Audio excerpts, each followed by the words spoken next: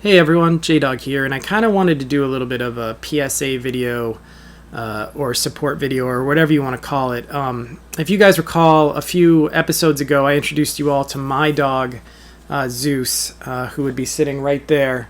Those are his favorite stuffies, and that would be where he would normally be while I was doing this video. But last week I had to put him down very unexpectedly, and it was a very, very, very difficult thing to do. My grief was uncontrollable. It's probably about the saddest that I've been in my entire life.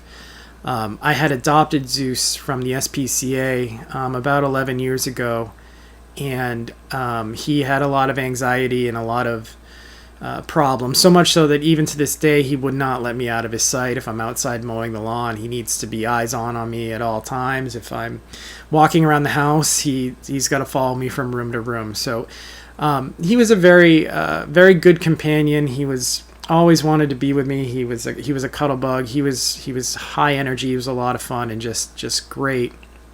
The problem was that I did not know how much grief I was going to be dealing with, even though we know this day is coming and everyone tells you that it's going to be devastating because you're losing basically a child.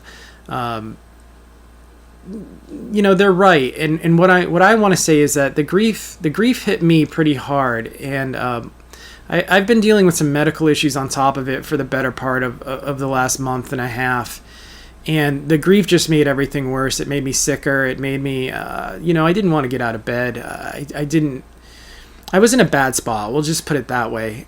Grief is bad enough. Feeling not well on top of it. It was just a mess.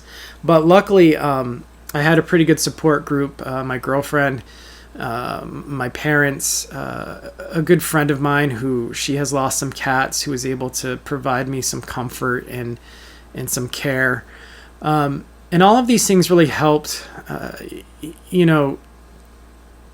It helped to talk about it. It certainly didn't fix things, and I didn't realize how long I was going to be dealing with this grief. And I feel like for a long time I was kind of trying to hide it, trying not to let it all out. And what I would share with you is that let it all out.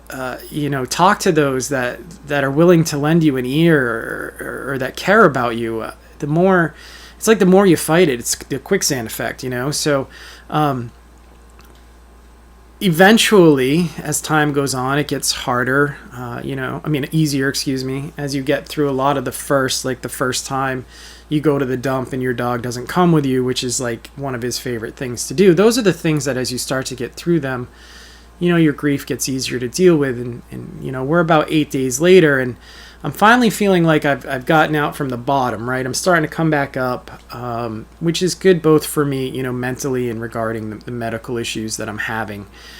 But the important thing is to realize that you're going to need time, and no one can tell you what you can or can't do to grieve. You do whatever you need to do. Like I, for example, spent the first day after he passed trying to get as much of his dog hair out of my house because I knew just seeing his dog hair was going to make me upset, or cleaning up his messes outside, or whatever needed to be done. I got rid of most of his stuff. I did keep, as I said, a few of his favorite stuffies in his collar.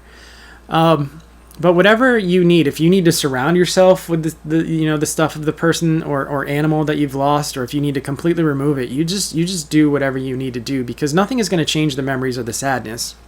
So just find that comfort where you can. Find comfort in those that are willing to talk to you about their experiences, or just listen to whatever it is you're going through. And then most of all, even though this has been said, 1,000 times before, you will get through this and it will improve, even if it doesn't seem likely. You got to give yourself time, and eventually those things that make you cry or really upset will eventually just turn into those good memories. So I just kind of wanted to share that because it's been a real tough journey for me. It's also why I haven't been making videos lately. I'm hoping to return to doing that sort of thing, and certainly I'm hoping my next video is a little bit more sports video game grinding related than it is this, but I feel it helps me a lot to just speak about what I'm going through.